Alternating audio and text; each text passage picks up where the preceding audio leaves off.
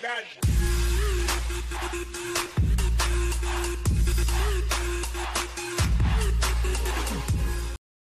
the first round, the Raiders selected Kolton Miller, offensive tackle, UCLA. I'm giving this one a C. I, like many others, thought the Raiders reached hard for this pick. The tackle class this year was bad, and the Raiders really wanted Mike McGlinchey at number 10. Then, they made a bad trade to get back to number 15. There were still elite players on the board like Derwin James, and Miller is considered a project with second round talent. Hopefully, he shows up the right tackle position, and at least they reached for a tackle. In the second round, the Raiders selected PJ Hall, defensive tackle, Sam Houston State. I'm giving this one a B.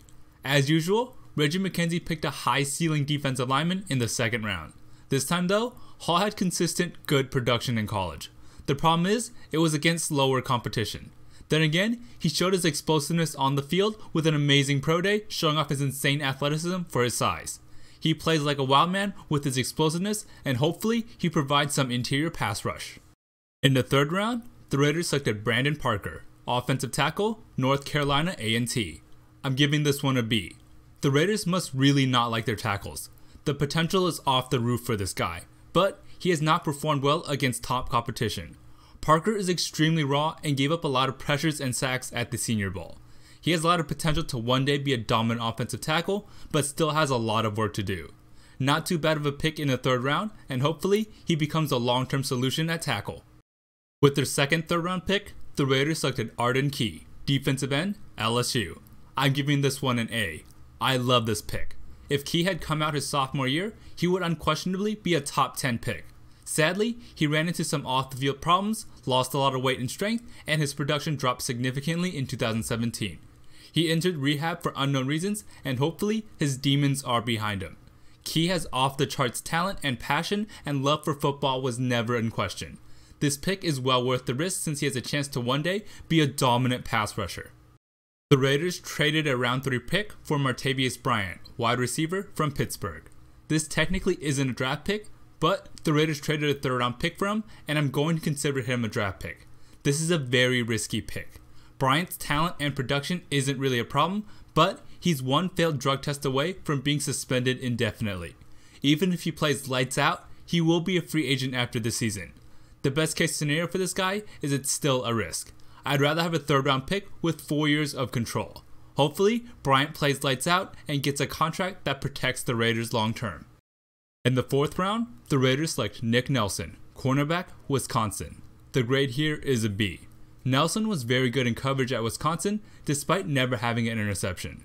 He would be drafted higher, but he hurt his meniscus. The reports are he will be fine by training camp, but he will miss valuable offseason time.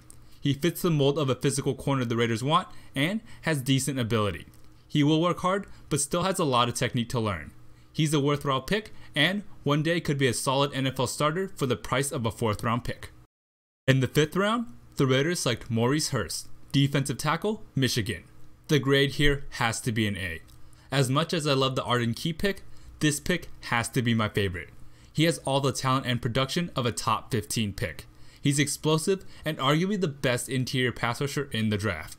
Unlike Key, the reason he dropped was out of his control as he has some sort of heart condition. Hopefully, his heart is okay for football as he fits perfectly in terms of what the Raiders need. Health permitting, he could be the biggest steal of the draft and well worth the risk for a 5th round pick. For the other 5th round pick, the Raiders select Johnny Townsend, punter, Florida. The grade here is a B. There is no doubt the Raiders needed a punter after letting Marquette King go. He has an absolute cannon for a leg, but he must still work on his hang time.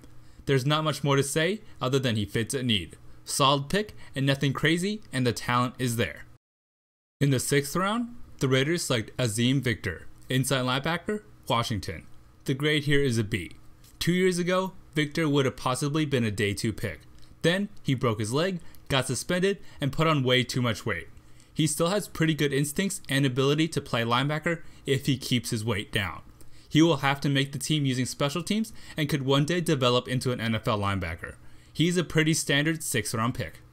In the 7th round and the final pick of the draft for the Raiders, they select Marcel Aitman, wide receiver, Oklahoma State.